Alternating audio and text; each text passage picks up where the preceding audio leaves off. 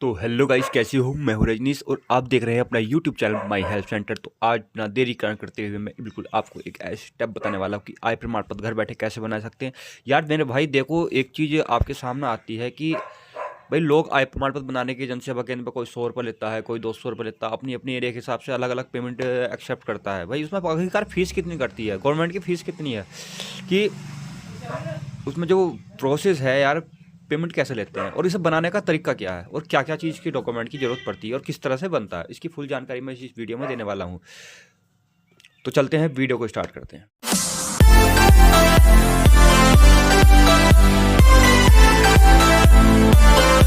अगर अभी तक आपने हमारे चैनल को सब्सक्राइब नहीं किया, सब्सक्राइब कर लो। ठीक है, तो प्रोसेस करने के लिए क्या करना है, हमें सबसे पहले डॉक्यूमेंटों की जरूरत पड़ेगी। डॉक्यूमेंट कौन कौन से चाहिए? एक तो आवेदक का हमें फोटो चाहिए और प्रधान जी से लिखा हुआ एक घोषणा पत्र, एक स्वयं प्रमाणित घोषणा पत्र, एक आईडी दो हो तो अच्छी बात है, नहीं है तो एक ही आईडी चल जाएगी। उसमें आधार कार्ड हमने ले लिया। ठीक है, उसके बाद क्या करना है, आपको ई डिस्ट्रिक्ट के पोर्टल पर चले जाना है और लॉग इन ई डिस्ट्रिक्ट कर लेना है। यहाँ पर CSC और डिस्ट्रिक्ट यूजर के नाम से सेलेक्ट करता हूँ। ठीक है, सबसे नीचे वाला यूजर आईडी डाल देती है, पासवर्ड डाल दिया और यहाँ पर कैप्चा कोड डाल के इसे लॉगिन कर लिया। यहाँ ऑलरेडी मेरी एक जगह खुली हुई थी, मैं इसे दोबारा से करता हूँ, फिर वही प्रोसेस और यहाँ पर कैप्चा कोड डाल देता हूँ। देखो एक चीज़ है इसमें, यहाँ जो डाटा फिल होता है वो हिंदी में होता है। हिंदी में फिल करने क्या करते हैं, या तो हमें इसका जो ऑटो ट्रांजेक्शन वो होता है वो करना पड़ता है, या फिर हम क्या करते हैं, मैं क्या करता हूँ, सबसे सरल चीज़ है कि मैं गूगल ट्रांसलेट कर लेता हूँ। यहाँ गूगल ट्रांसलेट, ठीक है। पहले हम क्या डाल लेते हैं, जो हम आधार कार्ड से KYC करते हैं। अब क्या क्या होता है कि आधार कार्ड से KYC के बाद ही हमारा फॉर्म भरने के लिए वो मांगता है। तो उसके लिए फिर अपने खुद का आवेदक का नाम तो ऑटोमेटिक आ जाता है। उसके बाद हम फादर नेम, ठीक है, उसके बाद है माता का नाम, उसके बाद है कि आवश्यक कार्य हेतु ये लिख देना या छात्रवृत्ति हेतु। ठीक है, उसके लिए मजदूरी मतलब काम क्या, ये दो तीन चीज़ ऐसी हैं जो हमें ऑटोमेटिक डालनी पड़ती हैं। ठीक है, हम तो भाई हमने ये काम कर लिया, अभी खाली तीन चीज़ करा, बाद में करते हैं। पोस्ट मंडावली, एक मोहल्ला मांगता है एक जगह। ठीक है, हम पोस्ट मंडावली डाल लेते हैं। अब क्या करते हैं, फॉर्म को भरना शुरू कर देते हैं। यहाँ पर है आय प्रमाण पत्र। देखो उससे पहले मैं बताऊंगा कि आपको इसकी फीस कितनी कटती है। हम इसे, हमारे पास जो है ID वयम टैग की है, वयम टैग में हम पहले बैलेंस चेक कर लेते हैं।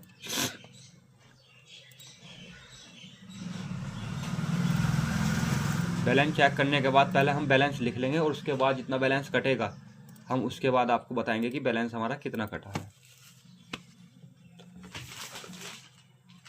भाई देखो हमारे खाते में जो बैलेंस पड़ा है 552 रुपये पड़े हैं। ठीक है, हम ये सब लॉग आउट कर लेते हैं। लॉग आउट इसलिए करना जरूरी है क्योंकि हम जब इससे फीस कटवाएंगे फिर ऑलरेडी ये सेशन रिजेक्ट बता देगा। आय प्रमाण पत्र भरने के लिए आवेदन पर क्लिक करें। अब क्या होगा, सबसे पहले हम आधार कार्ड का नंबर यहाँ पर डाल देंगे। ठीक है, उसके बाद कैप्चा कोड भर लेंगे और यहाँ पर टिक करने के बाद हम इसे सबमिट कर देंगे। तो हमारा वो जिसका कस्टमर का हम वो फॉर्म भर रहे हैं, आय प्रमाण पत्र बना रहे हैं, उस पर एक OTP चला जाएगा। यहाँ पर देखो OTP चला गया। मैं अब कस्टमर से फ़ोन करके पता कर लेता हूँ कि OTP अब क्या है। मैंने यहाँ पर क्या है, OTP सबमिट करने के बाद हमारे पास ऑटोमेटिक इसका फॉर्म फिल, कुछ डिटेल ऐसी होती हैं जैसे नाम, ठीक है, तो ऑटोमेटिक आ जाता है। कुछ डिटेल ऐसी होती है जो हमें मैन्युअली भरनी पड़ती है। हमने क्या बोला था, तो उसके बाद हमें आधार जो हिंदी में है हिंदी में भरना पड़ेगा। इसके पिताजी का नाम हम यहाँ से उठा लेते हैं। ठीक है,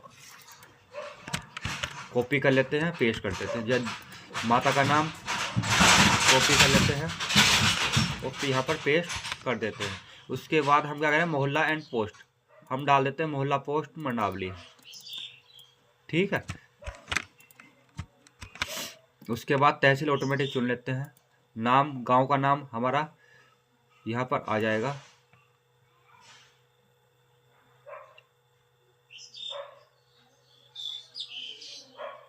लिस्ट बहुत लंबी है भाई, ये आ गया। इस पर जो एड्रेस स्थायी पता है इस पर हम टिक मार लेते हैं। टिक मार का ऑटोमेटिक जो डाटा है वो हमारा फिल हो जाता है। अब मोबाइल नंबर हमें वही डालना है जो आधार कार्ड में इसका रजिस्टर्ड हो। मैंने डाटा को कुछ ब्लर कर रहा हूँ। ठीक है, इसके बाद हम ये यहाँ पर कर देते हैं मजदूरी। मजदूरी कर लो या किसी चीज़ डाल दो, जो भी है, ठीक है। सदस्यों की संख्या हम 1 डाल देते हैं। उसके बाद नाम, वही जो आवेदक का नाम है, आवेदक का नाम इस पर हम पेस्ट कर देते हैं। उसके बाद फिर वही डाटा है, ठीक है। हम जो मासिक आय डालते हैं वो वार्षिक आय 36,000 डालते हैं कम से कम, ठीक है। उसके बाद जो पटवारी मोहर लगा के देगा वो अपने आप लगा देता है, ठीक है। उसके बाद हम इसमें कुछ और नहीं भरेंगे। इसके बाद विकल्प है कि किस वजह से आपको बनवाना पड़ रहा। मैं कह रहा था आवश्यक कार्य लिख दिया, आवश्यक कार्य नहीं तो शिक्षा संस्थान या छात्रवृत्ति हेतु, ठीक है। अब हमें क्या है, इसका फ़ोटो चूज़ कर लेना। फ़ोटो चूज़ कर लेंगे जहाँ हमने इसका डाटा सेव करा था दिसंबर में जाकर प्रदुमन, ठीक है। इसे हम अपलोड यहाँ पर कर देते हैं। उसके बाद दूसरा क्या है, स्वयं प्रमाणित घोषणा पत्र ठाका SWA जो लिख रखा शॉर्टकट में, ये लिख लेते हैं। उसके बाद हम तीसरा क्या करना है, अन्य में हम राशन कार्ड की अगर प्राप्ति है आपके पास तो लगा देते हैं, जो अन्य वो एक डॉक्यूमेंट बताया था, नहीं है तो अन्य में डाल के यहाँ पर क्या कर लेंगे, हम यहाँ डाल देंगे आधार कार्ड।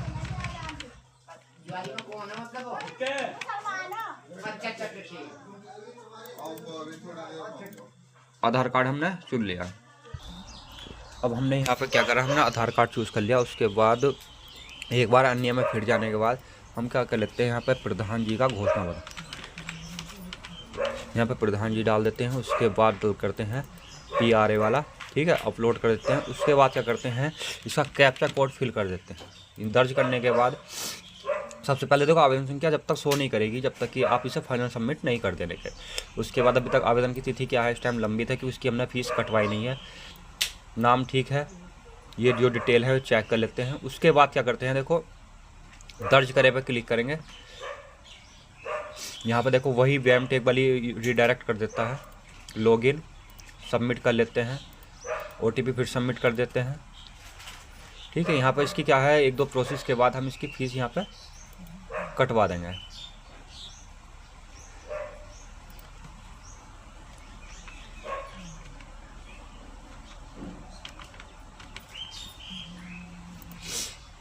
यहाँ पर हमारी फ़ीस सबमिट होगी। देखो इसका जो सरकारी फ़ीस है वो 30 रुपये है। अब 30 रुपये है तो हमें तो 30 रुपये लेने चाहिए कस्टमर से। अब हमारे कितने कटेंगे इसमें, अब इसका जो नंबर है हम यहाँ किसी पर नोट कर लेते हैं। अब हमने इसका जो नंबर था वो नोट कर लिया, इसे हम बैक चले जाते हैं, ठीक है। अब हमें फिर खोल कर वही देखना है कि अब फीस कितनी कटी हमें। भाई हम टैग चले जाते हैं, ठीक है। इसे हम लॉगिन करते हैं। लॉगिन तो हमारा ऑलरेडी होगा क्योंकि अभी हमने लॉगिन किया है। अब जो हमारे पहले बैलेंस था हमारा कितना था, 552 रुपये, और अब क्या है 535 रुपये। 552 हम कैलकुलेटर जब खोलते हैं, 552 मतलब 535। अब हमारे एक जो आवेदन भरते हैं ना उसके हमें खाली 17 रुपये कटते हैं, ठीक है। तो अगर वीडियो पसंद आई तो वीडियो को लाइक करें, शेयर करें अपने दोस्तों में, ठीक है। मिलते हैं नई वीडियो के साथ, थैंक यू।